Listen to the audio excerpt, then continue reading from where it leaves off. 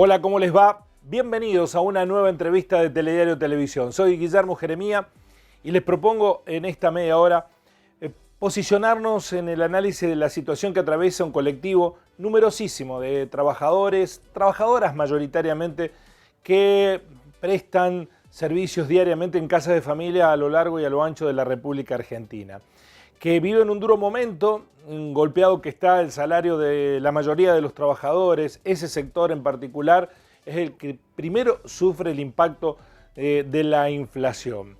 Y además hay una serie de asuntos ligados con la realidad que viven las trabajadoras de amas de casa, que ameritan que convoquemos a la apoderada legal de la Asociación del Personal de Casa de Familia en Río Cuarto y el sur de la provincia de Córdoba, Viviana Pomiglio. Hola Vivi, ¿cómo va? Hola, un gusto y un gusto poder estar hablando de este tema tan importante, al menos para este sector. Lo teníamos pendiente por una cuestión que da la sensación que siempre se posterga en la agenda. Es una fuerza de trabajo muy importante que le permite a muchas familias poder sumarse al sistema productivo porque ellas están trabajando en sus casas. A veces se pierde de vista esta función tan fundamental de las trabajadoras de casa de familia, que son la polea que permite que buena parte de la producción funcione. Es así, mira, desde el año pasado, y esto a nivel mundial desde la OIT, comenzamos una campaña que la trabajamos también en toda la provincia de Córdoba, aquí en el sur provincial también, con la consigna "es trabajo, no es ayuda". En esta cuestión de tratar de poner en valor que esto que hace la señora que limpia, que atiende a mis hijos o que atiende a los adultos mayores, e incluso a gente con discapacidad, trabaja. No es la persona que ayuda y tiene que ser considerada como tal. Esto es una cuestión cultural muy fuerte por ambos lados, que recién en estos últimos 5 o 6 años hemos podido ponerlo bien en la agenda, intentamos ponerlo en la agenda. Y particularmente en nuestra ciudad han sido 3 años que ya se empieza a tomar conciencia de esto, si bien venimos trabajando unos cuantos para atrás. Pero esta cuestión como que es la chica que ayuda, la señora que ayuda. Y en realidad eso se vio clarísimo, clarísimo durante esto terrible que fue la pandemia, en donde parecía que se caía el mundo si yo no tenía, si la persona no tenía, la familia no tenía, la muchacha que le iba a limpiar, aún estando en casa, porque estábamos todos encerrados, no íbamos a nuestros trabajos, estábamos todos aislados, no obstante, parecía que si no teníamos quien nos limpiara, el mundo no funcionaba. Uh-huh. Eso, digamos, puso más de manifiesto la importancia de este sector del trabajo. Hay una cuestión que está ahí también en parte enraizada en lo cultural, esta idea de que a las personas que se la toma empleada en esta actividad se les está haciendo un favor, cuando en realidad hay una contraprestación, prestan un servicio por el cual merecen una remuneración. Es así, es un trabajo, tiene que tener una remuneración y esto no suple algún tipo de regalo o ayuda previa, perdón, posterior que se le dé. Por ejemplo, se le da la ropa de los chicos que no usan, la ropa que no usa la señora o el señor, por allí se le hace algún regalo para el cumpleaños, que bien se pueden hacer en cualquier otro tipo de trabajo. Pero cuando plantea esta empleada, esta trabajadora lo que tiene que cobrar y lo que le corresponde, ni más ni menos en el margen en el marco de la ley, le dicen, pero si yo soy buena con vos, te ayudo. Y esto que estoy diciendo es el relato casi constante que se da, no solamente aquí en esta zona del país, sino nosotras tenemos encuentros nacionales. Acabamos de tener uno en Rosario con trabajadoras de toda la geografía del país y es lo mismo. Cuando reclamas, si yo te considero como familia, le dicen, sos como mi familia, pero cuando reclaman el pago justo, ya dejan de ser familia. Y lo peor en esto, que en las relaciones que se trazan a lo largo de la vida, y cuando digo a lo largo de la vida, estoy hablando de empleadas que comenzaron con los niños recién nacidos, y que después criaron a los, seguían ayudando y criando a los hijos de esos hijos, se traza una relación de mucha afectividad, de la conveniencia y por ahí en la deshumanización o en los niveles de lo que consideramos afecto, ¿no? Yo la quiero mucho, tengo mucho afecto, es muy buena, pero hasta lo que yo me conviene económicamente pagarle. Eso es muy ingrato, es realmente muy doloroso, y estas empleadas son las que por lo general aceptan trabajos negros y llegan a cumplir los 60 años y más, como el caso que tenemos, y no han tenido aportes, porque no querían pedirle a la empleadora lo que le correspondía porque la señora era buena, porque es gente de trabajo acostumbrada y subyugada culturalmente por esta particularidad. Sí, eso también pareciera parte de una agenda pendiente en las trabajadoras personal de casa de familia, que es instalar que hay un régimen laboral que debe respetarse con categorías, con obligaciones, pero también con derechos. ¿Esto es por desinformación o porque hay un interés en ocultarlo para que las trabajadoras domésticas no se empoderen de esa realidad? Mira, un poco de cada cosa. Lo que sí nosotros tenemos como lema acá en esta zona, que es alfabetizar en derechos. Y cuando hablo de esto, es ponerle al servicio, yo creo que es el trabajo más importante que estamos haciendo. Ponerle a las trabajadoras y trabajadores, porque tenemos también hombres adheridos, ponerles en sus manos el conocimiento de la ley y enseñarles que así como tienen derechos, tienen obligaciones. Y hacer toda una cuestión pedagógica, te diré, en esto de lo que significa cumplir horarios, si llego tarde, lo que corresponde, si falto, cómo tengo que notificar a mi empleador, y poner a disposición información, porque es la herramienta más valiosa para que puedan defenderse. Que se esconde, porque le dicen, por lo general, Guillermo, por lo general, y esto, a ver, en un 80% cuando van a la oficina o por la página que tenemos del link de internet, nos dicen, porque me dijo la señora que el contador o que la abogada dice tal cosa. Y en realidad, la empleadora probablemente ni le ha preguntado al contador ni al abogado, porque le está diciendo algo que no es real. Y se quedan con eso, esa información oculta, esa información torcida, falseada, acomodada, que obviamente va en detrimento digamos, de la calidad del trabajo, porque no nos olvidemos que es el sector del trabajo peor pago que hay a lo largo y a lo ancho del país, y con menos derechos laborales consumados. Recién el año pasado logramos tener la antigüedad. Es un sector que no tiene salario familiar, es un sector que no tiene, en caso de ser despedida, no tiene el subsidio de desempleo y no tiene otras tantas cosas que debiera tener como otro sector de trabajo. Es interesante, voy a abundar en detalles respecto de cómo es el régimen laboral, pero antes de pasar a ese punto, quiero detenerme en algo que es como una práctica constante de argumentación para justificar el no registro de estos trabajadores, que es que las propias trabajadoras piden no ser registradas, puestas en blanco, porque pierden otras ayudas sociales. ¿Esto es así? ¿Es un argumento que se utiliza de manera excusatoria para no registrarla? ¿Qué está sucediendo? ¿Qué recogen ustedes? Precisamente lo que nosotras repetimos constantemente, y ahora durante abril, que va a ser el mes donde se conmemora el Día de la Trabajadora de Casa de Familia, lo vamos a trabajar y visibilizar nuevamente y fuertemente. No pierde ningún beneficio.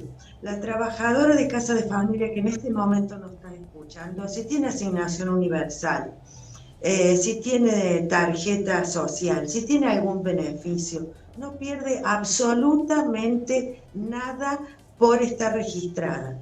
¿Por qué? Porque precisamente está por debajo de lo debajo del salario mínimo vital y móvil. Entonces, desde el Estado se da este tipo de ayuda. No pierde absolutamente nada. Lo único que vamos a aclarar y que es totalmente incompatible es si una persona que tiene una jubilación o una pensión en realidad por invalidez no puede registrarse, pero no en este trabajo, en ninguno, porque si el Estado le ha dado una pensión por invalidez precisamente porque no puede trabajar, no puede estar trabajando. En todo lo demás no pierde asignación, no pierde el salario que le corresponde, no pierde la ayuda escolar, no pierde los beneficios que desde el Estado se está tratando de dar para este sector del trabajo. Sí, se utiliza como un argumento maniqueísta, ¿no? Porque muchas veces se dice, nosotros no conseguimos que vengan a trabajar en casa porque no quieren perder esos derechos, cuando no es real. No es así. Por allí, el trámite de registración no es un trámite engorroso.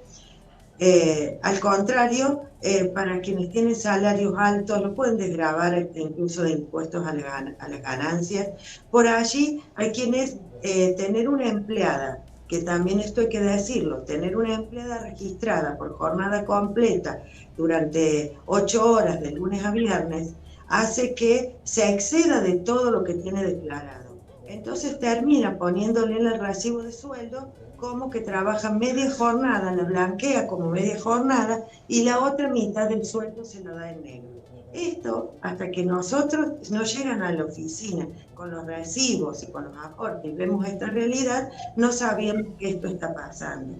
Y hay algo más que esto está pasando en esta geografía del mapa argentino, pero seguramente está pasando en todo el país porque lo pudimos comprobar en el último encuentro que tuvimos a nivel nacional, y que tiene que ver con todos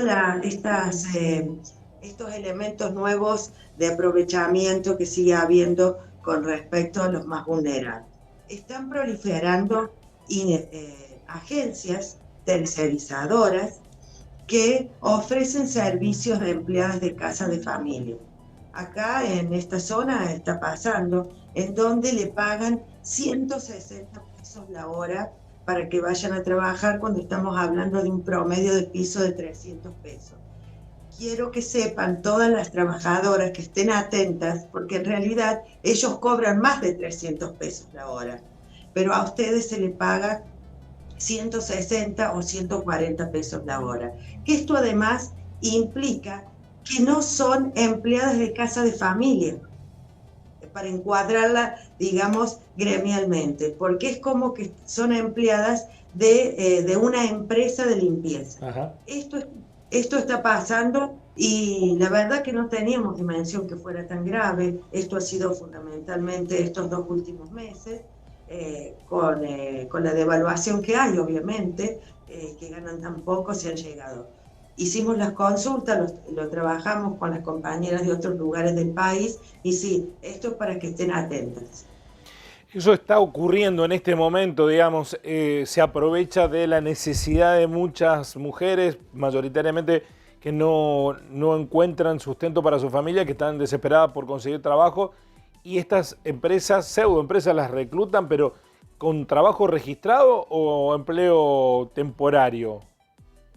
Ellos las reclutan, las registran bajo alguna modalidad, pero una modalidad que debe ser tipo contrato de pocos meses, porque entran y salen y pueden irse, o sea, o la despiden fácilmente. No sé qué modalidad, esto lo estamos, nuestra abogada está viendo cuál es la modalidad de contrato, porque las registran hacia la empresa, empleadas de la empresa, no sé qué modalidad, y se las envían a la casa y a limpiar, y también son las mismas empresas que están limpiando en instituciones médicas también, en empresas privadas, también bajo la misma modalidad.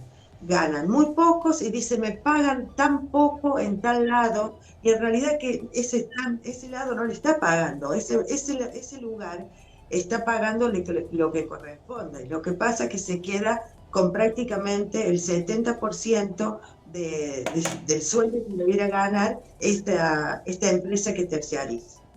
Sí, porque ahí hay una cuestión, ¿no? Hay un límite entre qué se considera un trabajo de limpieza de una empresa, de una actividad laboral, una pequeña y mediana empresa, y qué es el trabajo de casa de familia, que son dos actividades distintas, ¿no? Hay un compromiso diferente. Así es, y esto está bueno lo que decís porque es así. Es empleada de casa de familia. A la empleada se la contrata para trabajar 4 horas, 8 horas en una casa. No te contrato para trabajar 8 horas, trabajas 4 horas en mi casa, 4 horas te vas a la casa de mi hija o 4 horas vas a limpiar la oficina de mi marido. No es así. Esos son contratos legalmente inválidos porque la RT cubre únicamente la dirección de donde está registrado. Es decir, si esa persona se accidenta en la casa de la hija o en la oficina del marido donde está limpiando, la RT no funciona. Esto por lo general, y muchas de estas cosas que estamos hablando con ustedes hoy, las empleadas lo desconocen. Ese es el trabajo más grande que llevamos adelante, ¿no? En poder poner en conocimiento cuáles son los derechos, cuál es el alcance de la ley, qué es lo que tiene que hacer para defenderse. Y básicamente es para que se consideren trabajadoras, porque esto, como bien te decía al principio, tiene un sesgo cultural muy grande en donde bajan la cabeza, aguantan destrato, hay maltrato, hay acoso, Guillermo, hay situaciones muy feas que parece ser que como soy empleada de casa de familia y es un trabajo de segunda, tengo que aguantarlo. Y nosotros consideramos que no es así. Viviana, cuando yo era chico escuchaba compañeros del secundario que tenían gente trabajando en la casa que sus mamás las contrataban por determinada cantidad de horas, 1 hora, 2 por día, 3 por día. ¿Eso está permitido? ¿Cómo es el régimen laboral de las empleadas de casa de familia? Estoy hablando de hace mucho tiempo, cuando incluso no había ni legislación que regulase esta actividad. ¿Cómo está regulada hoy? Bueno, las empleadas de casa de familia pueden trabajar 1 hora por día o un mes completo.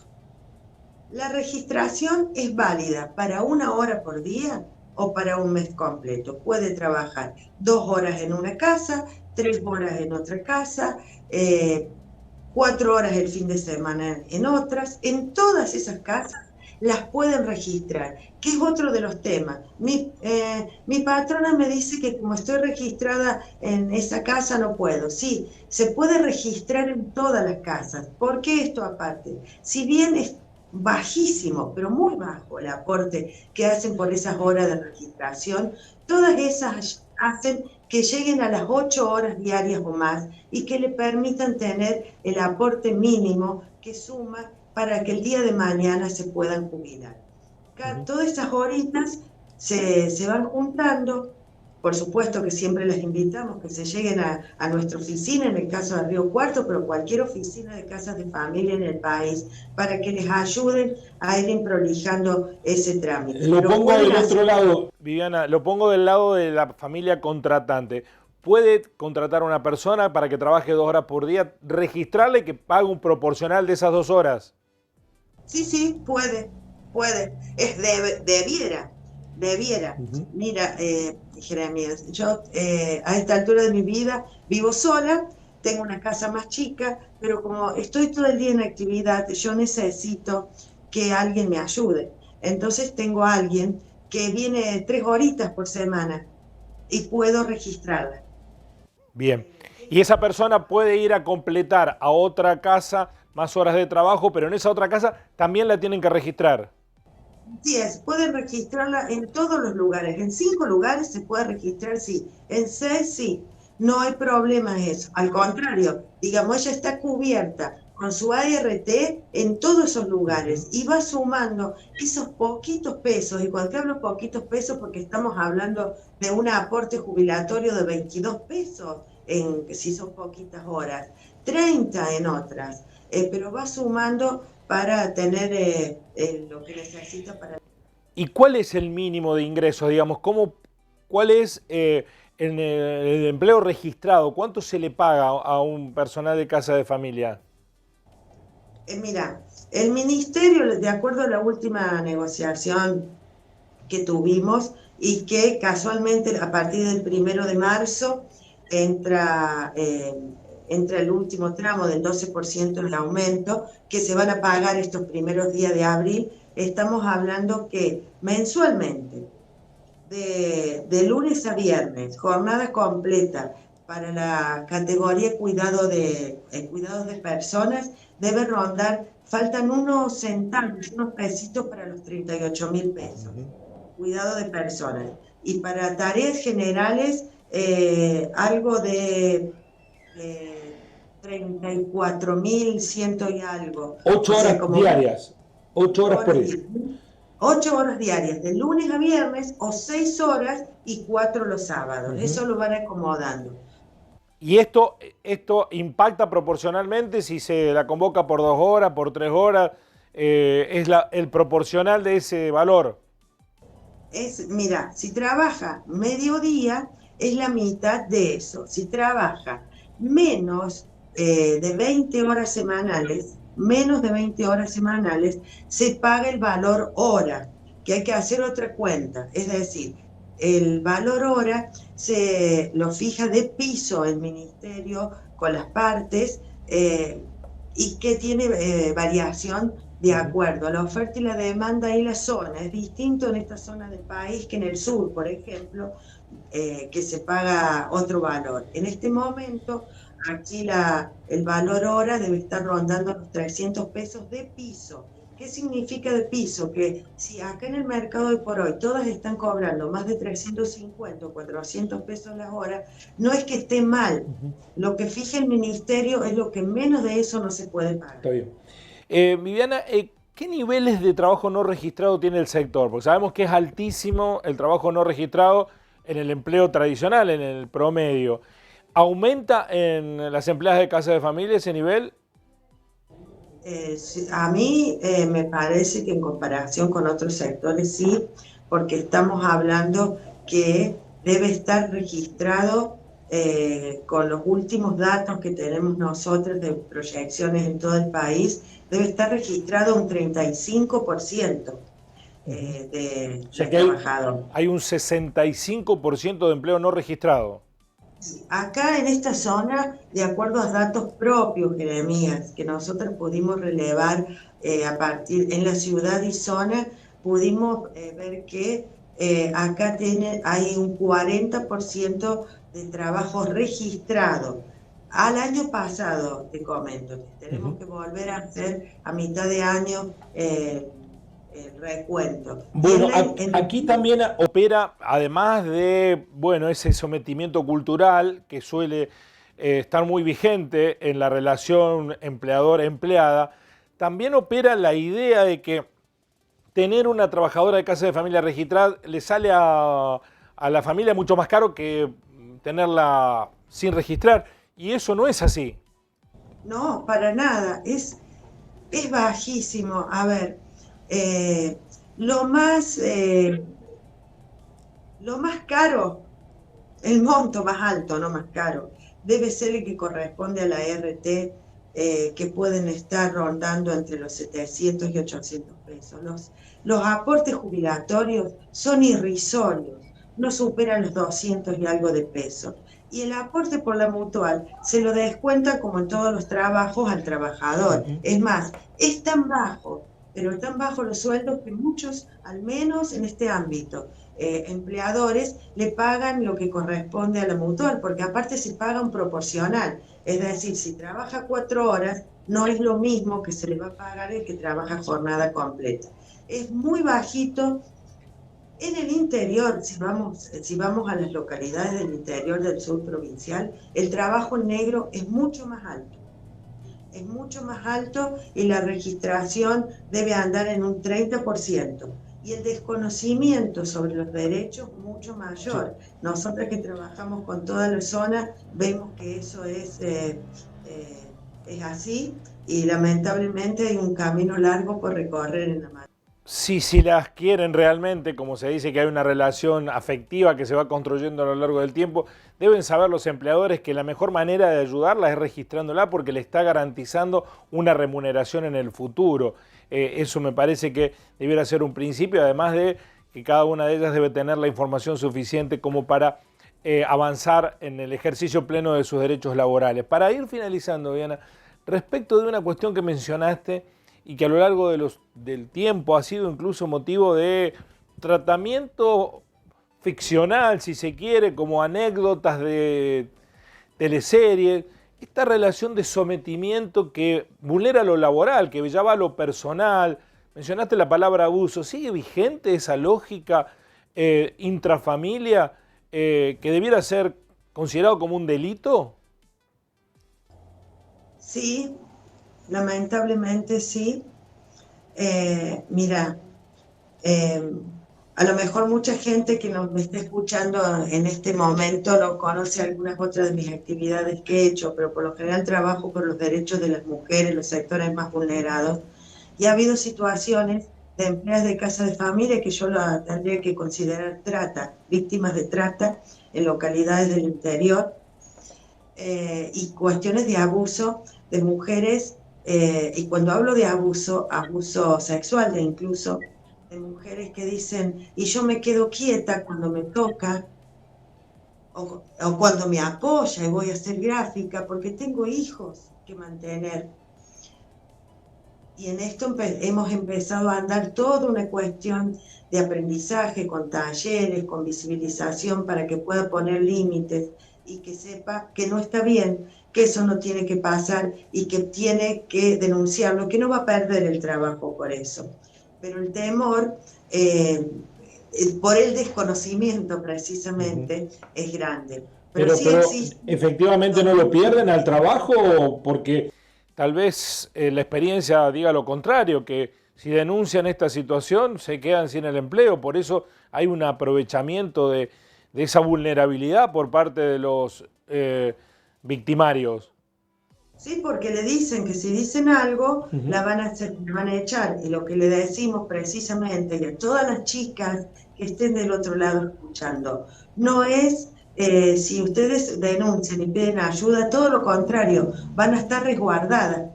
Y esto precisamente lo pudimos comprobar en otros temas, pero durante la pandemia, en cuanto le decían, si vos decís que yo te voy a buscar y te llevo escondida, te vamos a echar. Y no pudieron echar. Al contrario, recibieron sanciones. Y en esta cuestión que yo te decía de trata, hay personas, y no lejos, aquí, dentro de nuestro sur, donde están en condiciones prácticamente de trata, y hay personas que durante la pandemia la dejaron encerrada y no la dejaban salir, diciéndole que como estaban aisladas no podían volver a su casa y la tenían como... ¿Por qué las consideran situaciones de trata, Viviana? Y es cuando vos haces el trabajo, cuando te ves forzada a realizar un trabajo contra tu voluntad, como en esto, que vos no puedas salir de ese lugar, eh, y te tengan encerrada y el aprovechamiento de la información que no tiene esa persona. Esa persona creía que no podía salir porque estábamos aislados y en realidad estaba encerrada, estaba trabajando y no percibía sueldo encima. Algunas Porque de esas situaciones se han judicializado, pero más allá de la pandemia, los abusos sexuales se pueden denunciar. ¿Hay casos que se hayan denunciado? ¿Hay alguna jurisprudencia que haya actuado y se han aplicado sanciones en beneficio de las trabajadoras víctimas? ahora, en este momento, en lo que va del año, no tenemos acciones judiciales ni denuncias presentadas. Sí tuvimos el año pasado, sí tuvimos algunas acciones al respecto, en donde se terminó a ver, es como que desconoce la situación el agresor, se retrotrae de lo hecho, no vuelve a suceder, pero esto a partir de una intervención de terceros.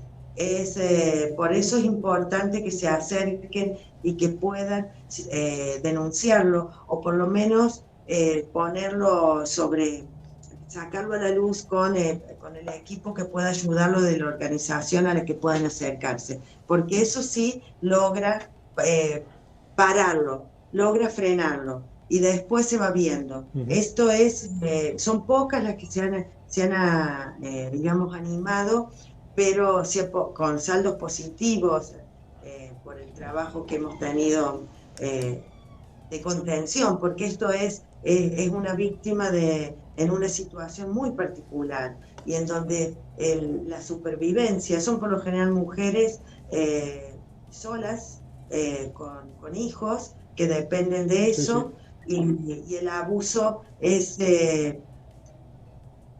pasmoso y repulsivo, pero lo hacen, y aún estando la esposa ahí en la casa. Estando ahí la esposa en la casa, no es que cuando estaba sola la trabajadora. Así que bueno, sí, estas cosas han pasado. Con lo que nos contás, es decir, que no solamente hay que informar para hacer saber los derechos que tienen estas trabajadoras, sino que también romper esa campana de cristal cultural que las ha encerrado durante tanto tiempo, ¿no?